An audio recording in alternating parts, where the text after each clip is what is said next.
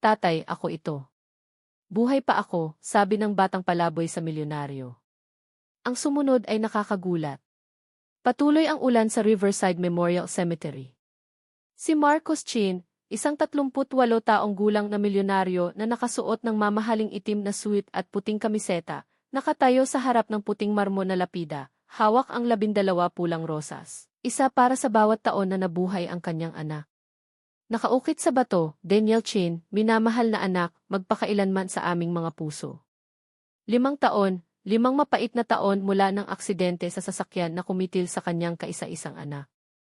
Nagtayo si Marcos ng tech empire na nagkakahalaga ng $50 milyon. Ngunit ipagpapalit niya ang lahat ng iyon para marinig muli ang tinig ni Daniel. Habang inilalagay niya ang mga rosas, may mga yapak na lumapit mula sa likuran. Paglingon niya, isang batang palaboy na mga 12 taong gulang ang nakatayo, mga 15 talampakan ang layo. Payat na payat ang bata sa ilalim ng putikang berdeng jacket na maluwag sa kanyang katawan. Ang kulayabong kamiseta ay punit, ang madilim na pantalon ay nakatali ng gusot na lubid, at ang sapatos ay sobrang sira na nakikita na ang kanyang mga daliri. May hawak siyang kahoy na baston. Ngunit ang mukha ng bata ang nagpahinto ng hininga ni Marcos. Sa ilalim ng dumi at payat na pisngi, ang mga matang kayumanggi ay nakapamilyar. Pasensya na po sa abala, Ginoo, mahina niyang sabi.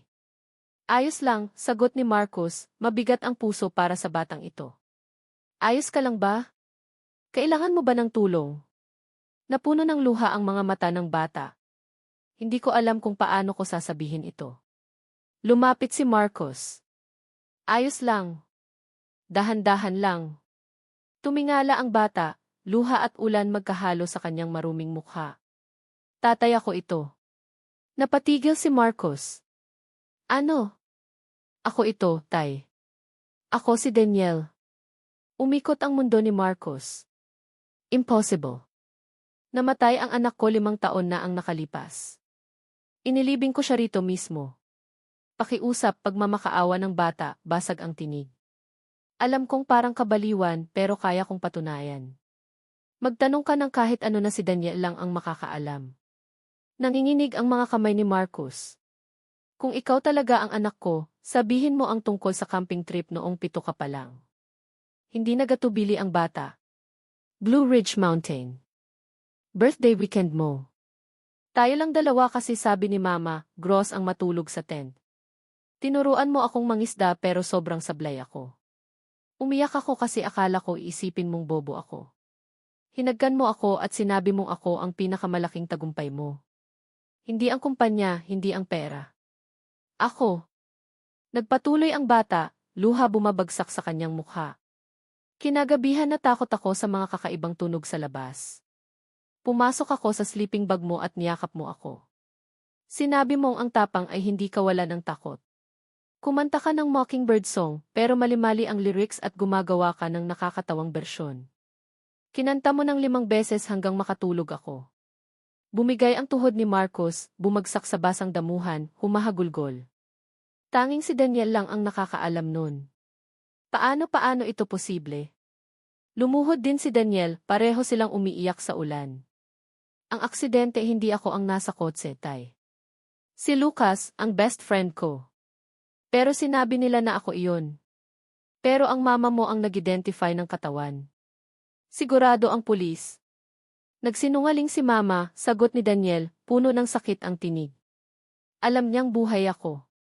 Niyakap ni Marcos ang anak, unang beses sa loob ng 5 taon. Sabihin mo lahat mula simula. Huminga ng malalim si Daniel. Naalala mo ba ang linggo bago ang aksidente? Sabi ni Mama, dadalhin niya ako sa bahay ni Lucas para mag-sleepover. Gusto niyang gamitin ang lumang asul na ihi. Naalala mo? Bulong ni Marcos. Pero kinaumagahan, tumawag ang mama ni Lucas. Siya na raw ang susundo at dadalhin kami sa arcade muna. Galit si Mama pero pumayag. Kaya sumama ako sa mama ni Lucas. Habang bumababa kami sa malaking kalsada sa Route 7, si Lucas nasa harap kasi siya ang nag-shotgun. Ako nasa likod. Biglang hindi na gumana ang preno. Pinipigan ng mama niya pero walang nangyari. Bumilis kami ng bumilis. May truck na tumawid sa pula at bumangga sa amin. Gumulong kami ng paulit-ulit. Ingay, salamin na nababasag, sigaw ni Lucas, iyon lang ang naaalala ko. Niyakap siya ni Marcos ng mas mahigpit, ramdam ang panginginig ng katawan ng anak. Nang huminto ang kotse, nakabaligtad na. Hindi na gumagalaw si Lucas. Dugo sa lahat ng dako. Nawalan ng malay ang mama niya. Ako, sugatan ang tadyang, ang ulod. Pero kaya kong gumalaw. Gumapang ako palabas sa basag na bintana at tumakbo sa gubat para maghanap ng tulong. Pagkatapos nakita mo ang mama mo, tanong ni Marcos, unti-unting nabubuo ang nakakatakot na hinala. Tumango si Daniel habang nakasubsob sa dibdib ng ama. Narinig kong may kotse huminto, akala ko ambulansya. Bumalik ako sa kalsada, pero si mama pala iyon. Nakatayo lang siya, nakatitig sa bumanggang kotse, kay Lucas sa harap. At nakangiti siya. Naramdaman ni Marcos ang pagkahilo. Tinawag ko siya. Sabi ko, Mama, tulungan mo si Lucas, nasaktan siya. Nang lumingon siya at nakita akong buhay, nagbago ang mukha niya. Hindi siya natakot para sa akin, hindi siya natuwa na ligtas ako. Galit lang. Ano ang ginawa niya? Tanong ni Marcos, bagaman takot sa sagot. Hinila ni Daniel ang braso ng ama. Hinawakan niya ako ng sobrang higpit at dinala sa gubat, palayo sa kalsada. Nasasaktan ako, pero natakot akong magsalita.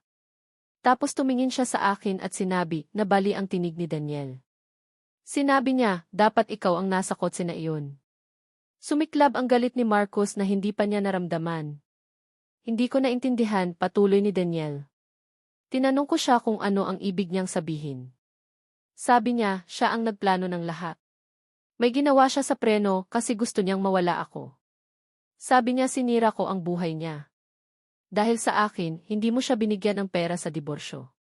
Sinabi niya ang mga bagay na hindi dapat sabihin ng isang ina. Pasensya na, tay, bulong ni Daniel. Humahagulgol si Marcos. Dapat nakita ko kung sino siya. Dapat pinrotektahan kita. Sinabi niya na iisipin ng lahat na si Lucas ay ako. Magkahawig daw kami at pagkatapos ng aksidente, walang makakakilala. Sabi niya, maniniwala ka kasi gusto mong maniwala sa kanya. Tapos binigyan niya ako ng pera mula sa pitaka niya, mga $2,000. Sinabi niyang umalis ako, lumayo at huwag nang bumalik. Tumingala si Daniel sa ama, basag ang mga matang kayumanggi. Sinabi niya, kung sasabihin ko sa kahit sino na buhay ako, sisiguraduhin niyang mamamatay ako sa susunod. Walang maniniwala sa isang bata. Tapos umalis siya.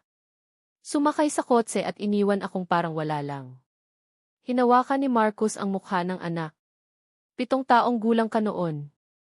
7. Paano ka nakaligtas? Natakot ako, amin ni Daniel. Nagtago ako sa gubat hanggang dumating ang ambulansya. Narinig kong binanggit nila ang pangalan ko. Akala nila si Lucas ay ako.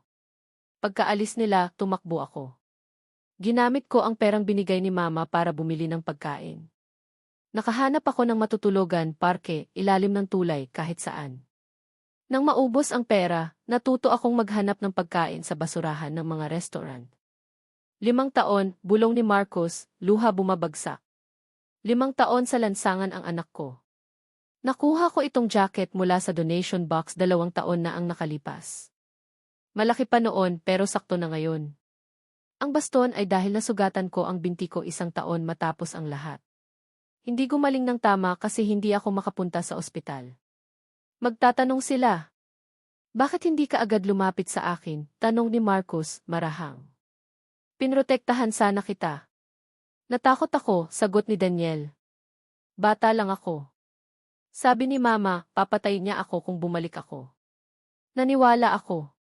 Pero huminga siya ng malalim. Nakita ko sa balita sa library na ikakasal siya sa isang judge sa susunod na buwan. Narealize ko, kung hindi ko sasabihin ngayon, hindi na kailanman.